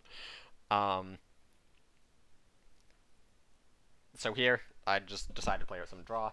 I know we both know that the only way he wins this is by top decking strategic bombing. Although I suppose like a Hellcat plus Sherman, and then the Sherman draws into like a combat engineers plus 35T. Could keep him alive from his perspective. Unfortunately, that is not what happens. He cannot draw with any of these Shermans, and he is just dead on board. And with that, I take it 3-1 over Birdo, and knock him down into the losers finals to play against Head. Now, I think it's pretty clear Birdo played significantly better than Bamboo. And I think we played very close to the same level. There was 1 or 2 plays that I could have done differently. I'm not sure if I would call them mistakes. And then there was 1 or 2 things which I think Birdo could have done differently, which potentially could have changed the outcome of the game. I'm really thinking that turn 1 Swordfish play really stands out to me. But yeah, it is what it is. And with that, I'm going on to the Grand Finals. However, there was no advantage to being on the Grand Finals from winner's side. There's no bracket reset. I don't get any game advantages. So I play against the winner of Head versus Birdo, which went to Game 5 with Head getting a reverse sweep to win 3-2 over Birdo. So I go up against Head. And let's see if I can pull up the bands. Do they actually show the bans? So Head's decks, I suppose I should mention Head's decks. Head has the self damage, Soviet Japan self damage. He has U.S. Poland mid range, which is slightly slower. It has its strengths, it has its weaknesses. It's kind of a weird deck. He has German Italy control, which is a little heavy, in my opinion. It does not have the Careless Talks or the Lurking Dangers. Um, and he has a. What's the last deck? Yeah, he has Britain, Japan, Air as his last deck. He did not bring a Japan deck. He does not have Jaguar. So he is his uh, deck lists are by far the most different from mine. Um, and Birdo played him twice, because Birdo played him in the first round, and then after losing to me, went back and played him again. And in both times, Birdo banned self-damage. Now, this German-US deck, or the German-Italy deck, is pretty annoying. It can certainly create some annoying games. It certainly has fine matchups across the board. And we saw it kind of come in clutch for Head. I think it lost 3 times in a row or something. It did not do well in the first series against Birdo. However, it did do well the second time, and the casters were saying like, "Oh, well, Birdo shouldn't have banned self damage. He should have banned the Jury Italy control," because Head did not ban self damage, and Birdo ended up actually losing on his own self damage 3 times in a row. I think Birdo made the correct call on the bans. We spoke about it before. We all planned it out. I 100% agreed with him on the bans of banning self-damage. I think he just sort of got unlucky with his self-damage draws. So I went ahead and banned self-damage again. And had seen that I had basically the exact same decks, decided he would ban air again. Which means I don't have access to air, he does not have access to self-damage, and I'm going to have to play self-damage for the first time in this tournament, because it's been banned every single other round for me. And actually, I was wrong about saying that I was player 1 every time. I guess in the finals, Head was player 1, so we don't get to see my mulligans. But game 1, I brought US German midrange, and Birdo brought US German midrange in every single set against Head. And I believe he got it against Jur Italy control round 1 every single time. So I was like, I'll just bring US German first again, because I would rather have it into Jur Italy than self-damage for sure. And I don't want to bring Jaguar first, just because I feel like there's the possibility he expects that. So I'm just going to bring Jur US, worked for Birdo. Birdo won game 1 against Head both times with Jur US into, US Jur into Jur Italy. So I did the same thing. I'm going first again. I haven't counted up until this point, but I'm very curious the amount of times I went first versus second in this tournament, because I know I went first a lot. I definitely went first more than I went second.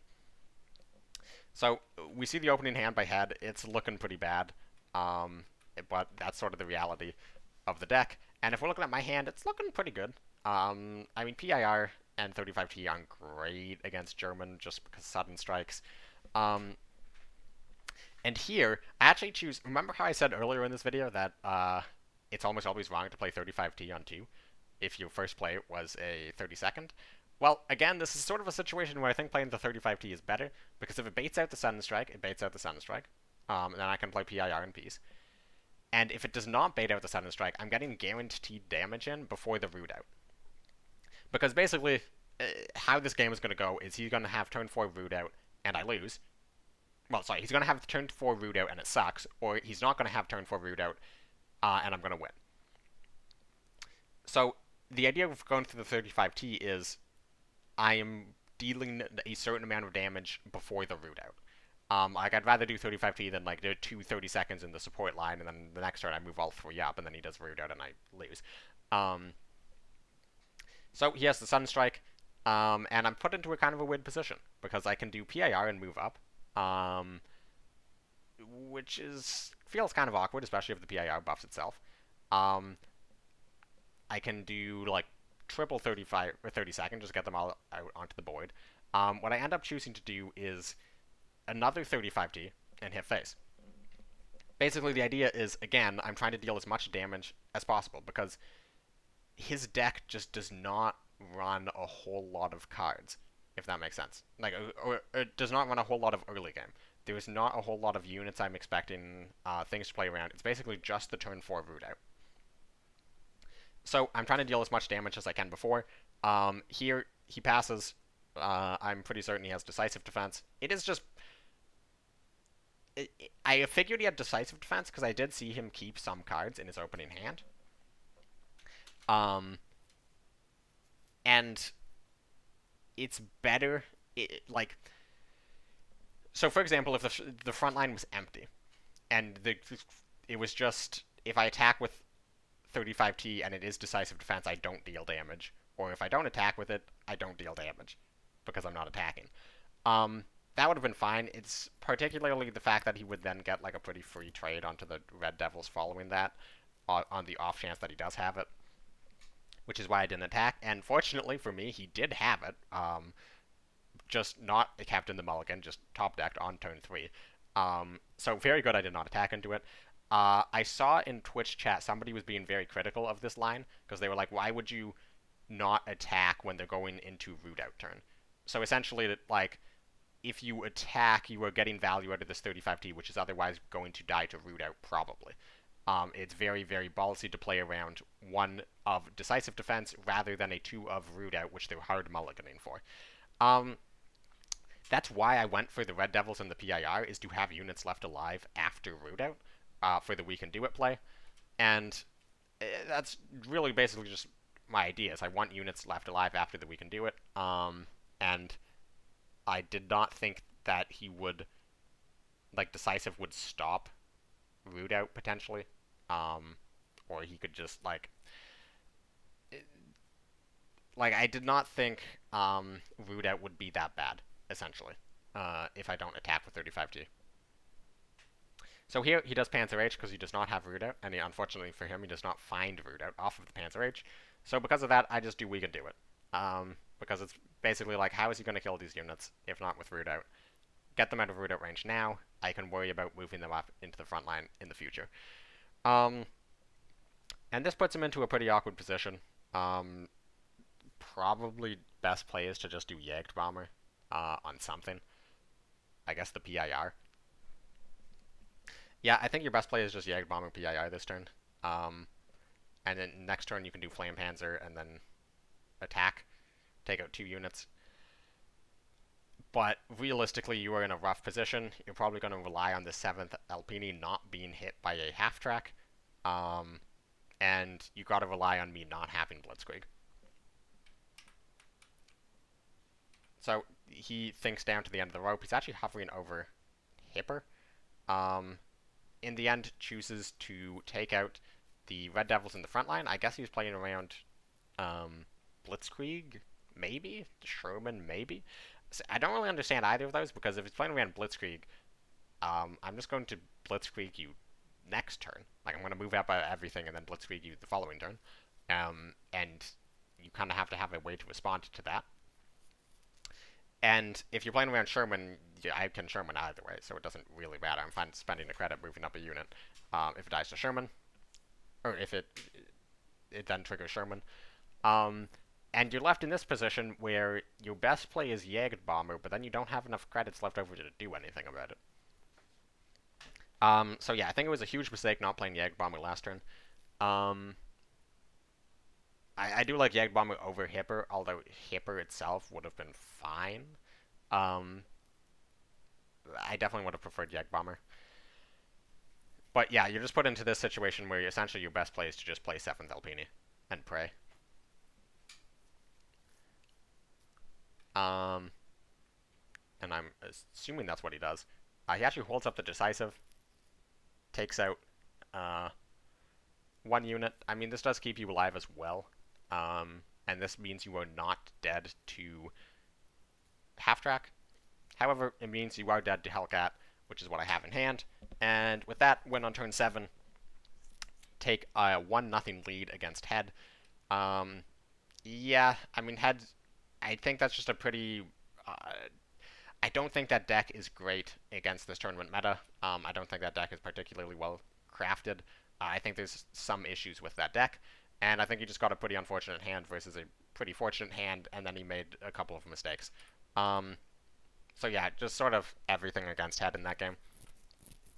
But we got into game 2, which is me on Jagro. I'm saving Air for last, because I thought he was going to pick Germany again. Um, and I feel like Germany into Air is probably his best matchup for Germany. So I was just like, I'm going to bring Jaguar. I feel like it's fine against everything he has. Um, try to get up a 2-0 lead. Oh, sorry, no, I don't have Air as my third deck. Sorry, my third deck is self-damage. So yeah, again, I thought he was going to bring Joe Italy. And Joe Italy is by far, like, self-damage is by far his best matchup. Um, Now I'm really curious about what my mulligan is, because we see I'm, like, really having a tough time trying to decide what to mulligan. Um, and yeah, I go first again.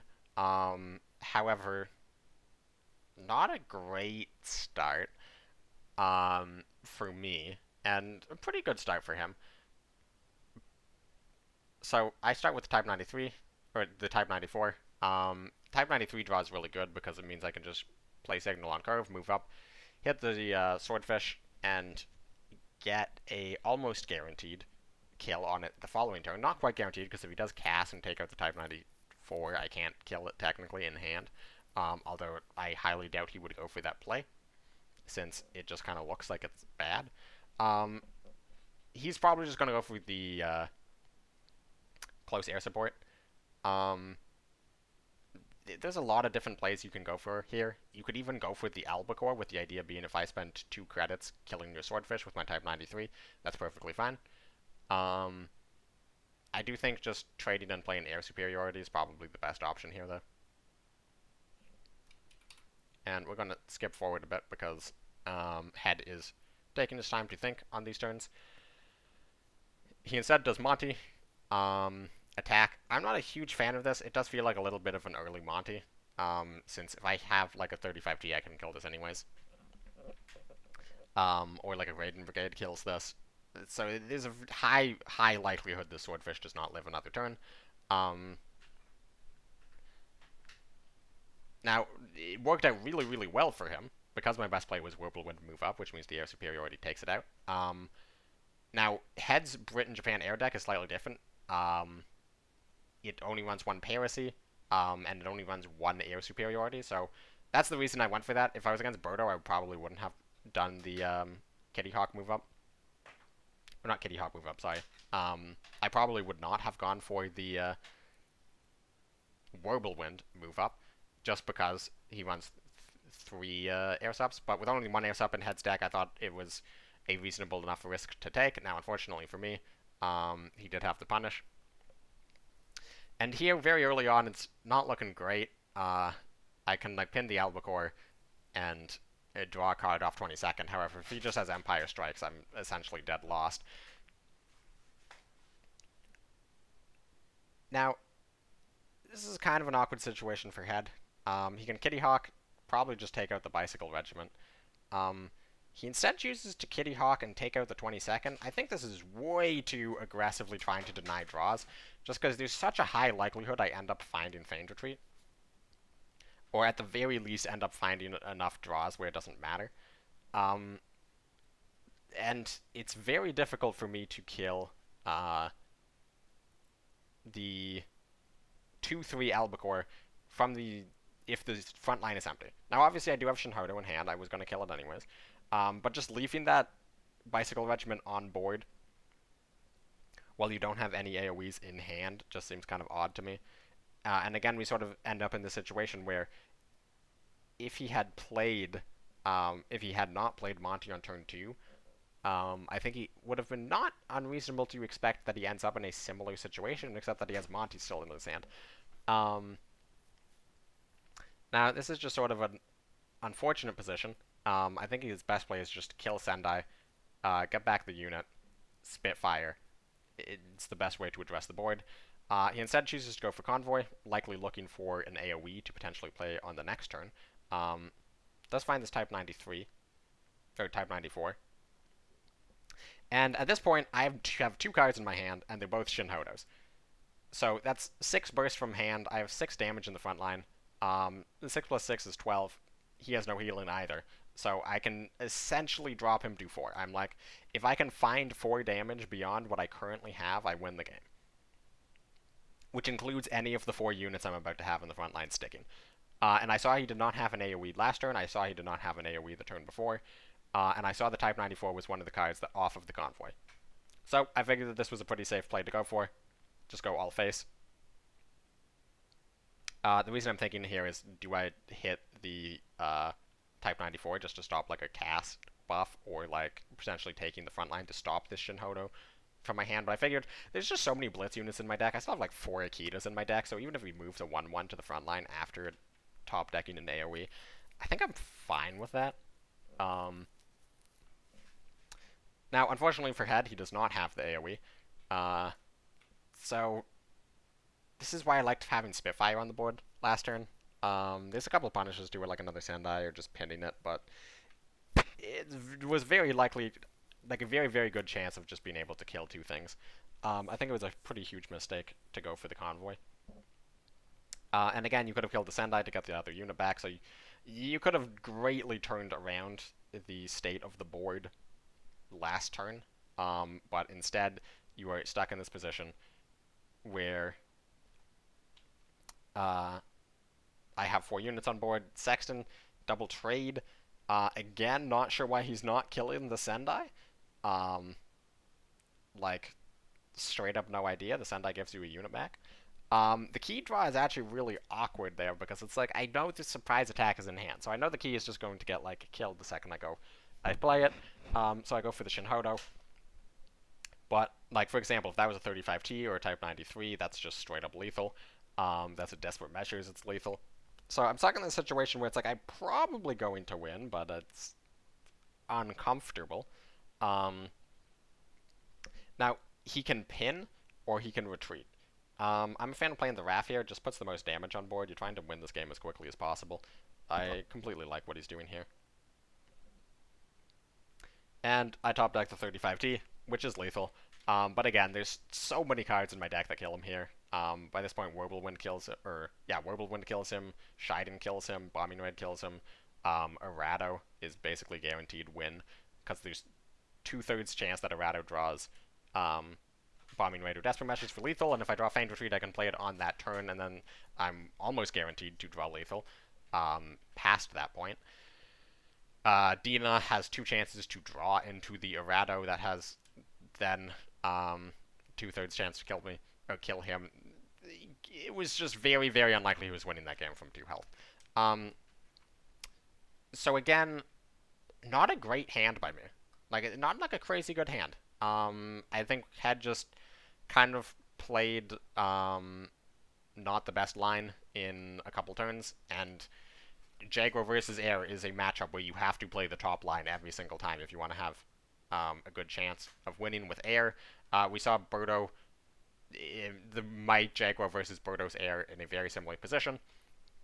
And with that, I am up 2-0, and we go on to game 3, which is self-damage, and Head brings his best deck against self-damage, which is Jur Italy Control.